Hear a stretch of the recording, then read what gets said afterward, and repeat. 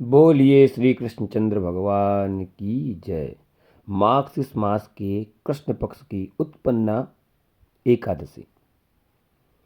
युधिष्ठिर ने पूछा, भगवान, पुण्यमयी उत्पन्ना एकादशी तिथि कैसे उत्पन्न हुई? इस संसार में क्यों पवित्र मानी गई है तथा देवताओं को कैसे प्रिय हुई? श्री भगवान बोले, कुंती नंदन, प्राचीन समय की बात है। सतयुग में मूर नामक दानव रहता था। वह बड़ा ही अद्भुत, अत्यंत रौद्र और संपूर्ण देवताओं के लिए भयंकर था। उस काल रूपधारी दुरात्मा महासुर ने इंद्र को भी जीत लिया था। संपूर्ण देवता उससे पराजित होकर स्वर्ग से निकाले जा चुके थे और शंकित तथा भयभीत होकर पृथ्वी पर विचरा करते थे। एक दिन सब देवता महादेव जी के पास गए।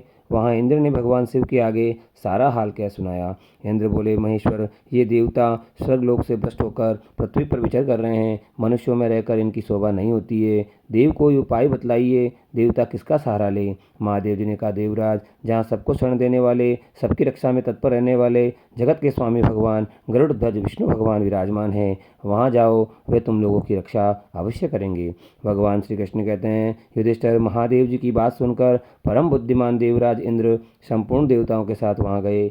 भगवान गदाधर क्षीर सागर के जल में सो रहे थे। उनका दर्शन करके इंद्र ने हाथ जोड़कर स्तुति प्रारंभ की।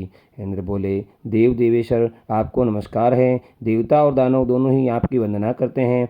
पुंडरीकाक्ष, आप दैत्यों के शत्रु हैं। मधुसूदन, हम लोगों की रक्षा कीजिए। जगन्नाथ, संपूर्ण देवता मूर नामक देव दानव से भयभीत होकर आपकी शरण में आए हैं। भक्तवत्सल, हमें बचाइए। देव देवेश्वर, हमें बचाइए। जनार्दन, हमारी रक्षा कीजिए, रक्षा कीजिए।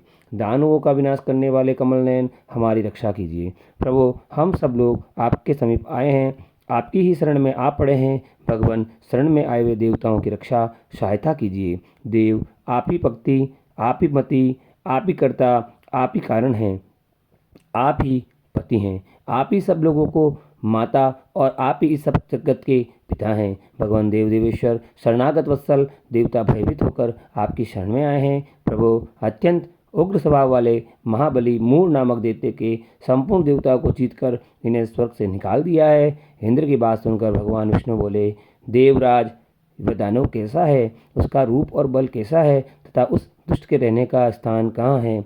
इंद्र बोले, देवेश्वर, पूर्व काल में ब्रह्मा जी के वंश में तालजंग नामक एक महान असुर उत्पन्न हुआ था, जो अत्यंत भयंकर था। उसका पुत्र मूर दानव के नाम से विख्यात हुआ। वह भी अत्यंत उत्कृष्ट, महापराक्रमी और देवताओं के लिए भयंकर है। चंद्रावती नाम से प्रसिद्ध एक नगरी है, उसी में स्थान बनाकर वह निवास करता है।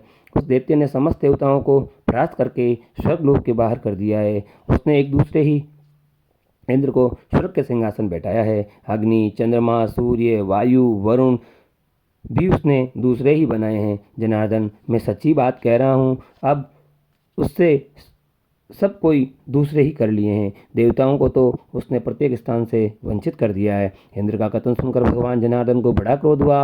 वे देवताओं को साथ देकर चंद्रावतीपुरी में गए। देवताओं ने देखा, दैत्यराज बारंबार गर्जना कर रहा है। उससे परास्त होकर संपूर्ण देवता दसों दिशाओं में भाग गए हैं। अब वह दानव भगवान विष्णु को देखकर बोला, खड़ा रह, खड़ा रह। उसकी ललकार सुनकर भगवान के नेत्र क्रोध से लाल हो गए। वे बोले, अरे दुराचारी दानव, मेरी इन भुजाओं को देख। यह कहकर श्री विष्णु भगवान ने अपने दिव्य बाणों के सामने आए हुए दुष्ट दानवों को मारना प्रारंभ कर दिया। दानव भय से विहल उठे। पांडुनंदन, तत्पश्चात श्री विष्णु ने दैत्य सेना पर चक्र का प्रहार किया। उससे छिन्न भिन्न होकर सैकड़ों योद्धा मौत के मुख में चले गए। इसके बाद भगवान मधुसूदन बद्रिक आश्रम को चले गए। वहाँ सिंहावती नाम की गुफा थी, जो 12 योजन लंबी थी। पांडुनंदन, उस गुफा में एक ही दरवाजा था। भगवान विष्णु उसी में सो रहे थे। दानव मूर भगवान को मार डालने के लिए उद्योग में लगा हुआ था। वह उनके पीछे लगा रहा। वहाँ पहुँचकर उसने भी उसी गुफा में प्रवेश किया। वहाँ भगवान को सोता देखकर उसे बड़ा हर्ष हुआ। उसने सोचा, ये दानवों को भय देने वाला देवता है, अतः निस्संदेह है इसे मार डालूंगा। युधिष्ठिर दानव के इस प्रकार विचार करते ही भगवान विष्णु के शरीर से कन्या उत्पन्न हुई, जो बड़ी ही रूपवती, सौभाग्यशालिनी तथा दिव्य अस्त्र शस्त्रों से युक्त थी। वह भगवान के तेज से अंश से उत्पन्न हुई थी। उसका बल और पराक्रम महान था। युधिष्ठिर दानवराज मूर ने उस कन्या को देखा। कन्या ने युद्ध का विचार करके दानव के साथ युद्ध के लिए याचना की। युद्ध छिड़ गया। कन्या सब प्रकार की युद्ध कला में निपुण थी। वह मूर नामक महान असुर उसके हुंकार मात्र से राख का ढेर हो गया। दानव के मारे जाने पर भगवान जाग उठे। उन्होंने दानव को धरती पर पड़ा देख पूछा, मेरा यह शत्रु अत्यंत उग्र और भयंकारी था, किसने इसका वध किया? कन्या बोली, स्वामीन, आपके ही प्रसाद से मैंने इस महादैत्य का वध किया है। श्री भगवान ने कहा, कल्याणी, तुम्हारे इस कर्म से तीनों लोकों के मुनि और देवता आनंदित हुए हैं। अतः तुम्हारे मन में जैसी रुचि हो उसके अनुसार मुझसे कहो और वर मांगो। देव दुर्लभ होने पर भी वह वर मैं तुम्हें दूंगा, इसमें तनिक भी संदेह नहीं है। वह कन्या साक्षात एकादशी ही थी। उसने कहा, प्रभु, यदि आप प्रसन्न हैं तो मैं आपकी कृपा से सब तीर्थों में प्रधान, सब विघ्नों का नाश करने वाली तथा सब प्रकार की सिद्धि देने वाली हूँ। जनार्दन, जो लोग आप में भक्ति रखते हुए मेरे दिन का उपवास करेंगे उन्हें सब प्रकार की सिद्धि प्राप्त हो।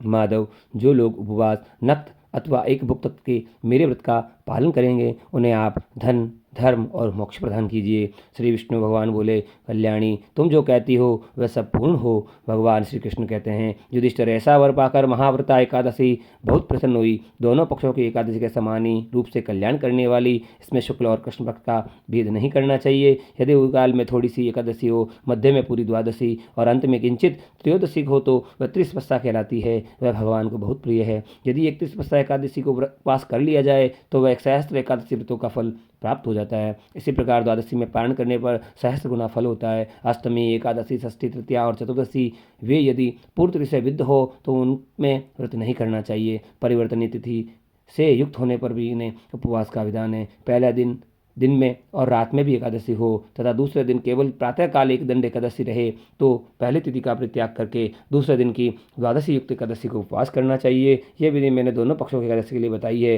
जो मनुष्य एकादशी को उपवास करता है वे वैकुंठ धाम में, जहाँ साक्षात भगवान विष्णु गरुड़ध्वज विराजमान है, जाता है। जो मानव हर समय एकादशी के महात्म्य का पाठ करता है उसे सहस्त्र गोदिनों के पुण्य का फल प्राप्त होता है। जो दिन या रात में भक्तिपूर्वक इस महात्म्य का श्रवण करते हैं वह निसंदेह ब्रह्म हत्या आदित्यों से पापों से मुक्त हो जाते हैं।